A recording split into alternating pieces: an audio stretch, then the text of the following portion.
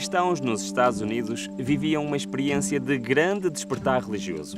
O clamor da meia-noite e o movimento do sétimo mês impulsionaram ainda mais os milleritas a anunciar que Jesus voltaria em 22 de outubro de 1844.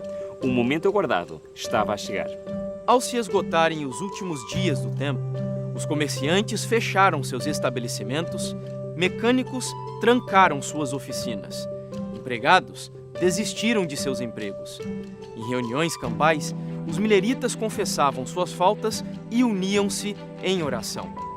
Grandes somas de dinheiro eram doadas para que os pobres pudessem liquidar suas dívidas e também para a publicação de literatura. No entanto, algo inesperado aconteceria. Olá, eu sou o Jefferson Araújo. E eu sou o Ruben Fernandes. Chegou a hora de embarcarmos mais uma vez nesta viagem pela história do cristianismo. No episódio de hoje, voltaremos a 1844 para saber o que os seguidores de Guilherme Miller viveram naquele grande dia. Começa agora mais um episódio desta série sobre o grande conflito entre o bem e o mal.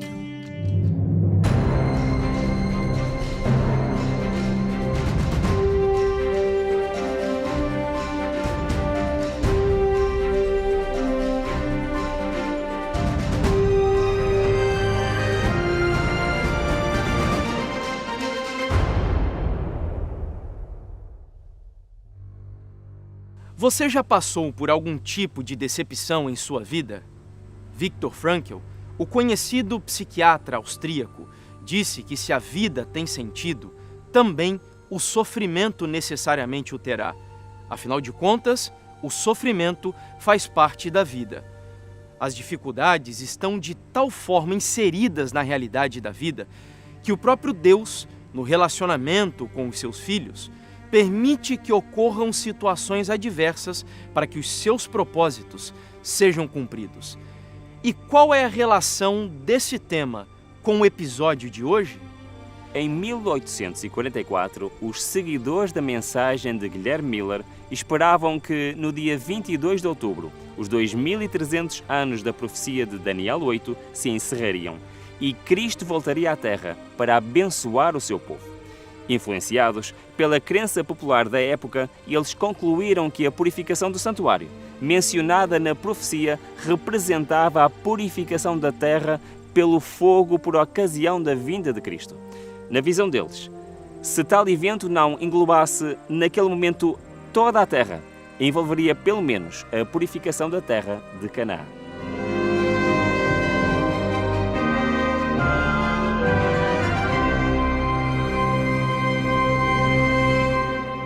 O movimento millerita foi realmente um fenômeno na história americana, porque foi um movimento de curta duração.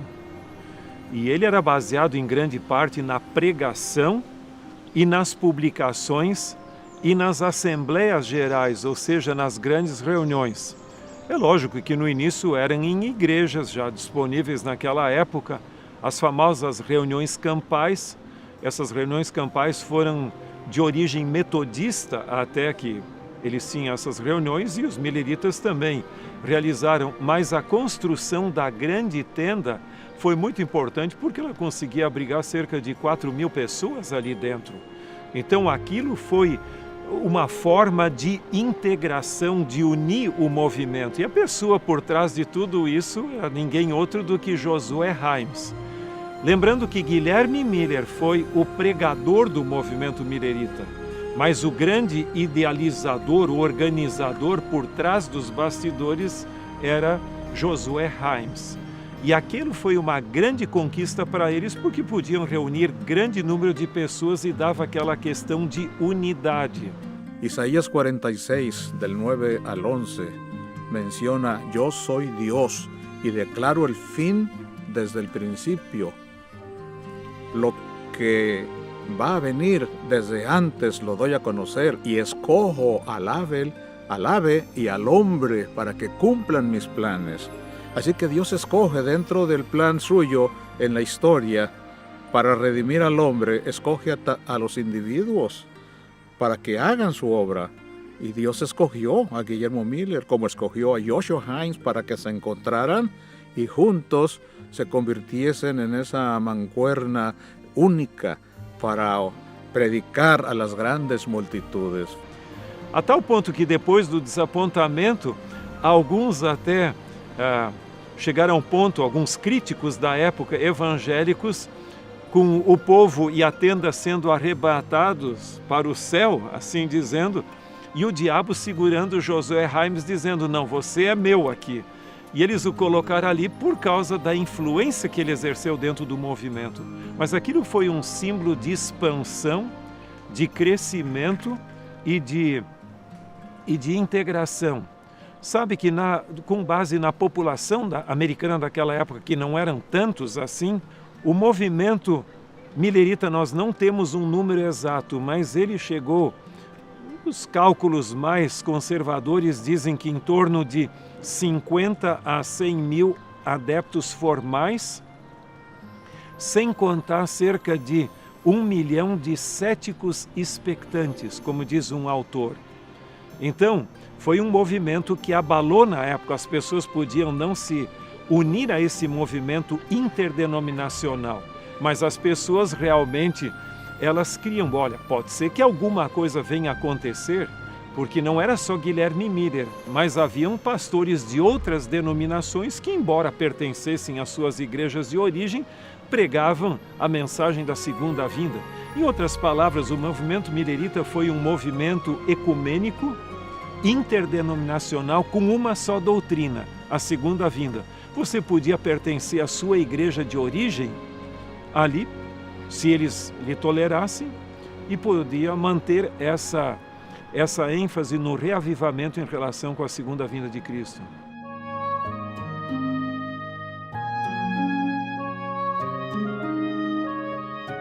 Esta foi a mensagem que mexeu com o coração de um clérigo proeminente da Nova Inglaterra, Charles Fitt.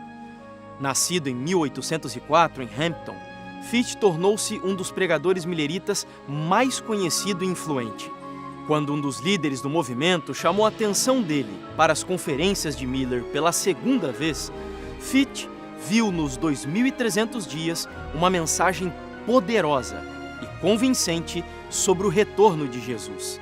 Após sua hesitação inicial quanto ao movimento, Fitt assumiu solidamente suas crenças, uma vez que foi convencido de sua verdade bíblica, tornando-se assim um dos homens mais fiéis ao movimento millerita. Fitt era tão sincero como zeloso e impulsivo. Era um homem que tinha chegado ao ponto em que faria qualquer coisa que acreditasse ser a vontade de Deus para ele, não se importando com as consequências. A morte prematura de 4 dos seus 6 filhos aumentou ainda mais o seu anseio pela segunda vinda de Jesus.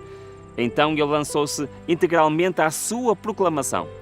Além de pregar diariamente, Fitt desenvolveu instrumentos úteis para espalhar a mensagem. Ele utilizava uma imagem esculpida em madeira da estátua de Daniel II que podia ser desmontada. Também deu uma contribuição significativa para o movimento ao criar o gráfico de 1843.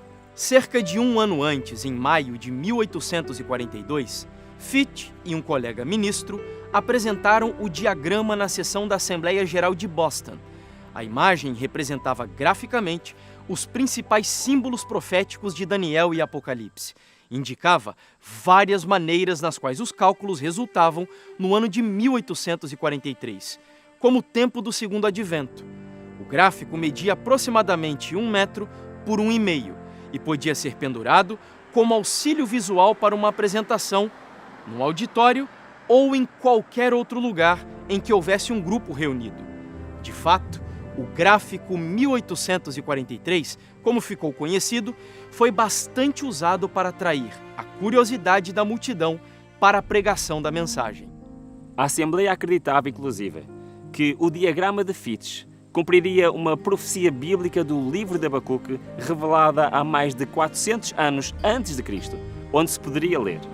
Então o Senhor me respondeu e disse: escreve a visão e torna bem legível sob as tábuas, para que possa ler o que correndo passa. Portanto, foi votado ter 300 destes gráficos, para que aqueles que fossem tocados pela mensagem pudessem lê-la e levá-la consigo. Assim, Os pregadores milleritas passaram a ter um importante recurso complementar. Era uma inovação em tecnologia visual daquela época.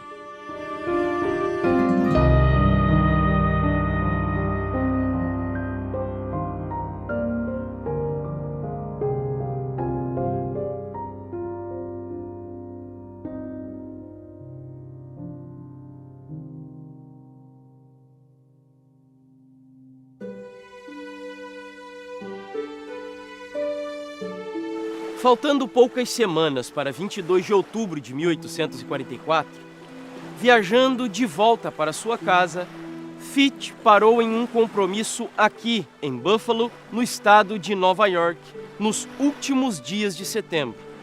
Enquanto esteve aqui, de acordo com a sua filha, ele batizou um grupo de crentes neste local, no Lago Erie, num dia frio e ventoso. Por 2 vezes, enquanto se dirigia ao seu aposento com as roupas molhadas, ele teve de voltar a este local para batizar mais candidatos. E esta exposição demorada ao frio intenso o levou a ter uma febre terrível. Consegue imaginar quão profunda era a convicção dos milleritas de que a interpretação da profecia dos 2.300 anos estava certa?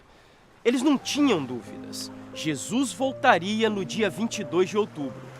Porém, o dedicado Charles Fitch não passaria por essa experiência, pois faleceu aos 39 anos, poucos dias após realizar os batismos neste lago, em 14 de outubro de 1844, faltando apenas 8 dias para o momento aguardado.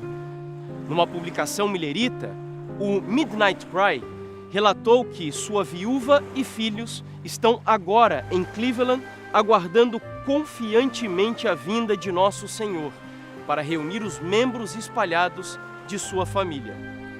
E de acordo com a crença deles, isso aconteceria dentro de poucos dias.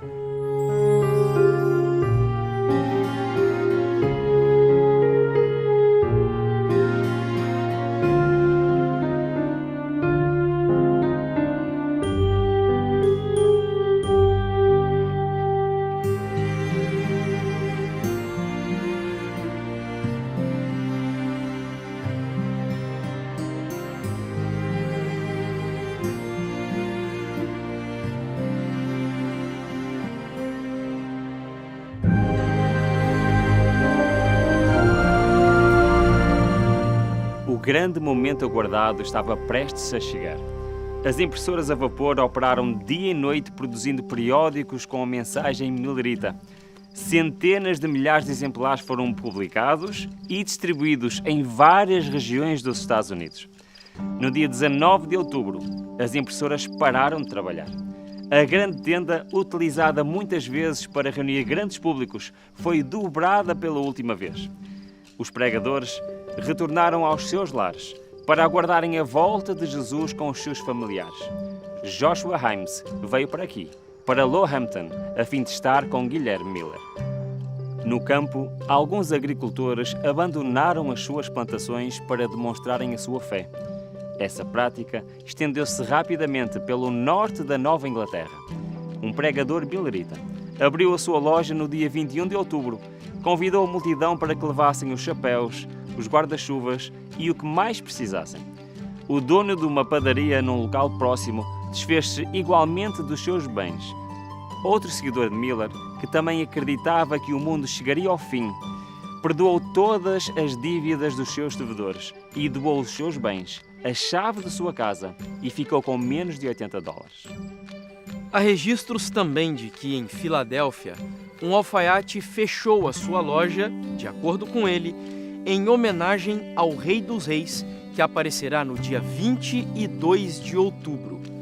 Ellen Harmon, que aceitara a mensagem millerita, disse que 1844 foi o ano mais feliz da sua vida e descreveu a experiência da seguinte forma: meu coração transbordava de alegre expectativa. Unimo-nos como um só povo, em fervorosa oração, para alcançar uma verdadeira experiência e inequívoca prova de nossa aceitação da parte de Deus.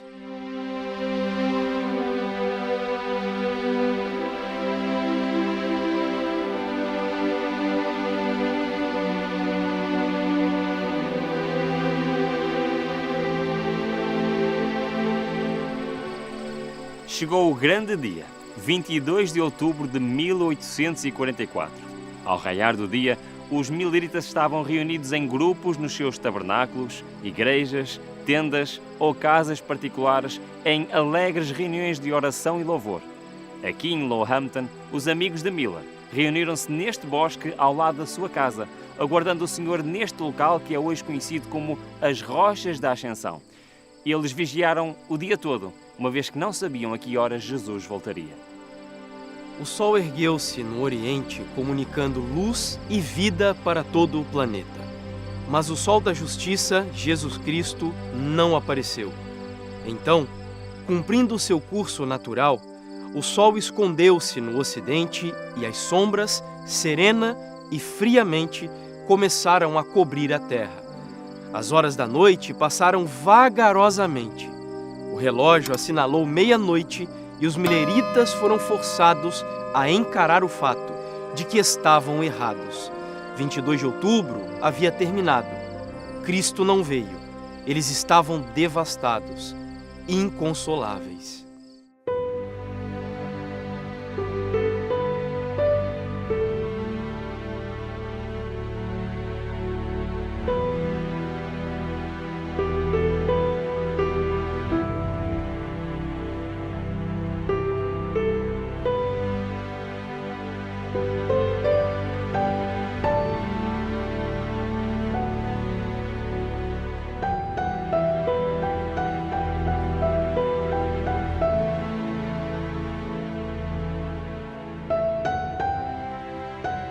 Juntamente com a escuridão da noite, o coração dos crentes mileritas foi tomado por uma tristeza tão profunda que só se pode encontrar paralelo na tristeza dos discípulos de Jesus, quando solenemente voltavam para casa na noite após a crucifixão e sepultamento daquele que pouco antes tinham escoltado como rei na sua entrada triunfal em Jerusalém.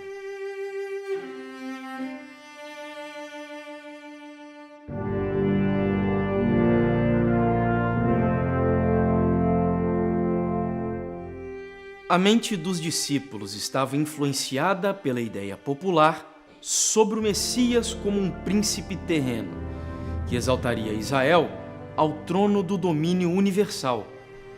No mesmo tempo em que esperavam ver Jesus assentar-se no trono de Davi, viram ele ser preso, açoitado, escarnecido e suspenso numa cruz. Que desespero! Que angústia oprimia o coração dos discípulos durante os dias em que o Senhor permaneceu no túmulo. Há pessoas que dizem que o movimento milerita é um movimento equivocado e que ele está desqualificado porque surgiu de um equívoco, o desapontamento. Em outras palavras, os mileritas não compreenderam o que aconteceria ao fim do período das 2.300 tardes e manhãs. Eles criam que seria a segunda vinda de Cristo, quando em realidade foi uma transição no seu ministério celestial, como profetizado em Daniel capítulo 7 e 8, que formam um paralelismo. Agora, se você diz que desapontamentos desqualificam movimentos, então nem cristão você deveria ser. Porque, para começar, não houve maior desapontamento do que o desapontamento da cruz. Havia toda uma expectativa em relação a Jesus de Nazaré, como se ele se tornasse ou fosse o libertador de Israel da escravidão ou do jugo romano. E tanto é que houve momentos no seu ministério que as pessoas achavam agora é o momento que ele vai nos libertar. Especialmente a entrada triunfal de Jesus em Jerusalém, onde as crianças estavam ali, as pessoas cantavam Hosana ao que vem em nome de Jesus.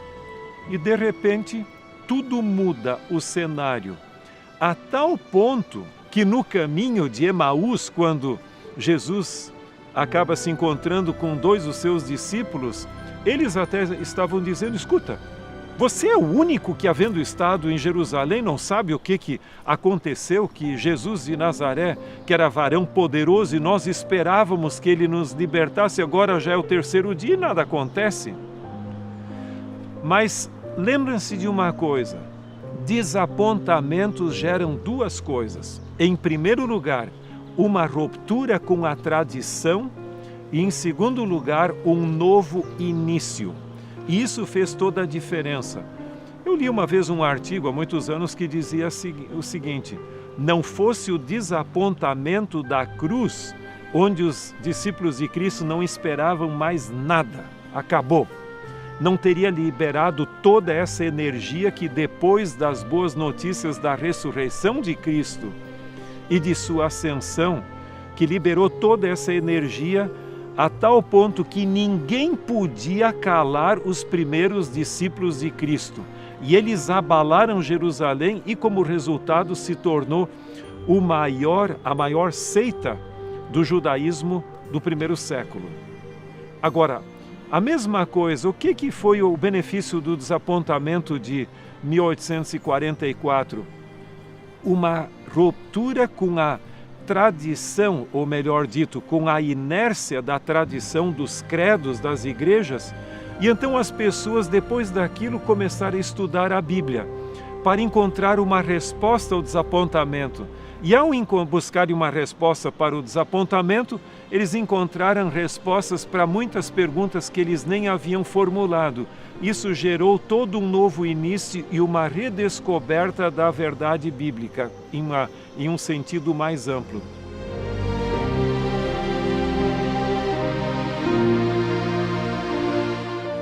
Tentem agora pensar na aflição da família Fitch, que aguardava com expectativa o reencontro com Charles.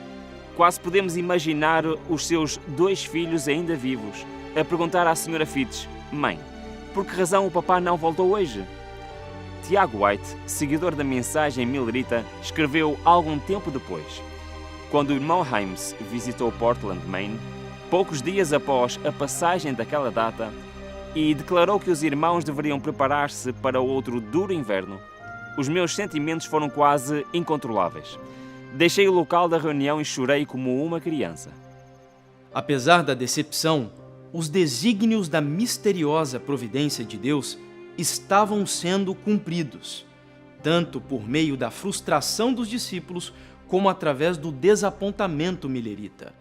Lembra quando iniciamos este episódio falando sobre o sentido que há no sofrimento? Pois bem, Deus não é o autor do sofrimento e das decepções, mas Ele permite que essas coisas aconteçam por razões que até um determinado momento podemos desconhecer. Porém, com o passar do tempo, os seus propósitos ficarão claros.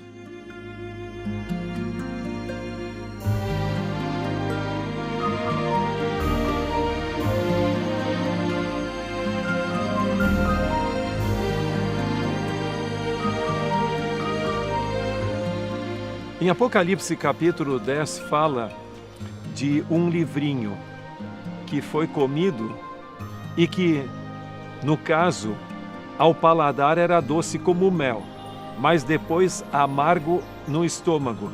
Nesse sentido, os milleritas, a mensagem da breve volta de Cristo foi realmente muito doce ao paladar deles. Afinal de contas, quem não esperaria ver Jesus voltando em seus dias? E essa era a esperança que eles tinham. A tal ponto que Ellen Harmon, depois White, que passou por essa experiência, ela chama o ano de 1844 como o ano mais feliz da minha vida. Mas essa esperança deu lugar a um amargo desapontamento. E, por exemplo, um dos que participou daquela experiência do desapontamento diz que depois que os relógios marcaram 12 horas, no dia 22 de outubro de 1844, e segundo a compreensão da época, eles criam que o dia começava à meia-noite, na madrugada. Eles que dali para frente eles oraram e choraram o tempo todo, até o dia amanhecer. Portanto, aquilo foi a experiência mais dramática. E aquilo ali foi interpretado por alguns milleritas que depois dariam origem à Igreja Adventista do Sétimo Dia como sendo uma descrição histórica no livro do Apocalipse desse grande desapontamento. Esta provação revelaria a força e a fé dos que tinham entrado no movimento por emoção ou por convicção. ensinar-lhes-ia a respeito do perigo de aceitar teorias e interpretações humanas, em vez de deixar que a Bíblia seja o seu próprio intérprete. Para os sinceros e fiéis, a decepção e a tristeza levar-los-ia a um estudo mais detalhado da Palavra de Deus. Para eles, assim como para os primeiros discípulos, o que na hora da provação parecia obscuro, para a sua compreensão tornar-se-ia mais claro depois. Como diz o livro dos Salmos, o choro pode durar uma noite, mas a alegria vem pela manhã. Após o luto, os discípulos recobraram o ânimo com o anúncio da ressurreição de Jesus. Mas e quanto aos mileritas? O que aconteceu com eles depois do grande desapontamento? Guilherme Miller não inventou uma teoria extravagante baseada em interpretações peculiares e particulares. Sua mensagem, na maior parte de sua essência, estava absolutamente correta e foi parte do grande despertamento do Segundo Advento, um movimento global, sem placa de igreja, que proclamou uma grande verdade profética, cujo tempo havia chegado. A mensagem da volta de Jesus não ficou restrita aos Estados Unidos. Foi um movimento global de grande despertar religioso que esteve presente em diferentes lugares do mundo através de pessoas que anunciavam exatamente a mesma mensagem. E este será o tema do nosso próximo episódio. Vamos conhecer um pouco de Joseph Wolf, Gossan e outras personagens que nos seus países anunciaram a mensagem do Segundo Advento. Hoje ficamos por aqui e aguardamos por si para seguirmos juntos nesta viagem pela história do cristianismo e do grande conflito entre o bem e o mal. Até breve.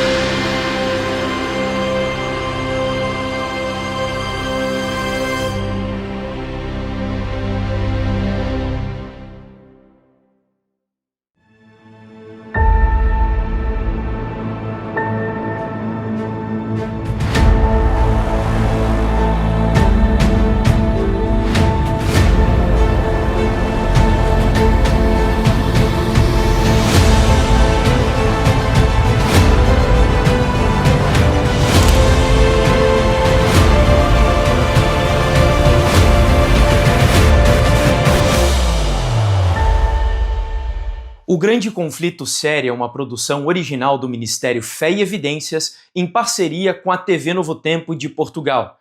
Isso significa que nós precisamos do seu apoio para fazer com que estes materiais alcancem milhares e, por que não, milhões de pessoas em todo o mundo.